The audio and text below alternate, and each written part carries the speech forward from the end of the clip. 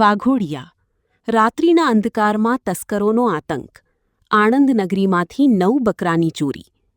વાઘોડિયા નગરમાં ચોરીના બનાવોમાં સતત વધારો થઈ રહ્યો છે, જેના કારણે રહીશોમાં ફફડાટ વ્યાપી ગયો છે. તાજેતરમાં વાઘોડિયા બસ ડેપો પાછળ આવેલી આણંદ નગરી વિસ્તારમાં મોડી રાત્રે તસ્કરોએ ત્રાટકી બાંધેલા દોરડાને કાપી 9 બકરાની ચોરી કરી હોવાની ઘટના સામે આવી છે. મોડી રાત્રે અંદાજે 2 વાગ્યાની આસપાસ શૈલેષભાઈ રાવજીભાઈ વાદીનું નિવાસસ્થાન આણંદ નગરી વિસ્તારમાં અજાણ્યા ઈસમો સફેદ રંગની 4 વ્હીલ ગાડીમાં આવ્યા હતા. ઘરના આંગણે બાંધેલા કુલ 17 બકરામાંથી 9 બકરા ગાડીમાં ભરીને ફરાર થઈ ગયા હતા. જ્યારે બકરાના અવાજને કારણે આસપાસના રહીશો જાગી ગયા હતા.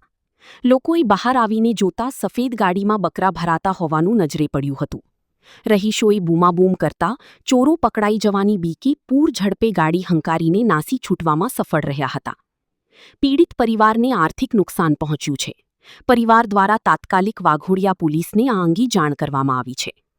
અવારનવાર ચોરી થવાના બનાવ બનતા હોય બાબતે પોલીસ યોગ્ય પગલાં ભરે અને ચોરોને ઝડપી પાડે અને આ પ્રકારના બનાવો રોકવા માટે રાત્રિ પેટ્રોલિંગ વધારવાની માંગ સ્થાનિકો દ્વારા કરવામાં આવી રહી છે. મેં જેવો જાગ્યો ને એ લોકો ગાડી ચાલુ હતી એ લોકોની અને બકરા એ લોકો ભરતા હતા. મેં દોઢ કાઢ્યો તો મેં દોઢ કાઢ્યા પછી તે લોકો નાઠા ગાડી લઈને દબાઈને મુઠ્ઠો દબાઈને દબાઈને ફંડ નાઠા ગયા લોકો. કઈ બાજુ ગયા? દેવરિયા બાજુ જ નાઠા. રાતે 2 વાગે અમારા બકરા છોડી ગયા. અમારી સામે અમારો ભાઈનો છોકરો ઊંઘી રહ્યો હતો, એને જોયું તેને બૂમે બૂમ કરી તે લોકો ભરીને ભાગી ગયા.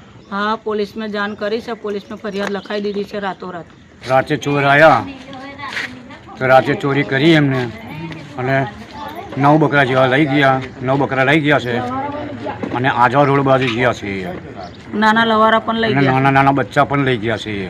ના આજે પહેલી જ વાર છે સંબંધ, પહેલી જ વાર આ બનાવ બન્યો છે. અને આજા રોડ પર નીકળ્યા છીએ અને સફેદ ગાડી છે. હવે હેરાન નીકળે એટલે બે રસ્તા સફેદ ગાડી છે. મેં પાછળ પડ્યા પણ હાથે ના આવ્યા અને એક જણ ચાલુ ગાડી એ કૂદીને અંદર પી ગયો.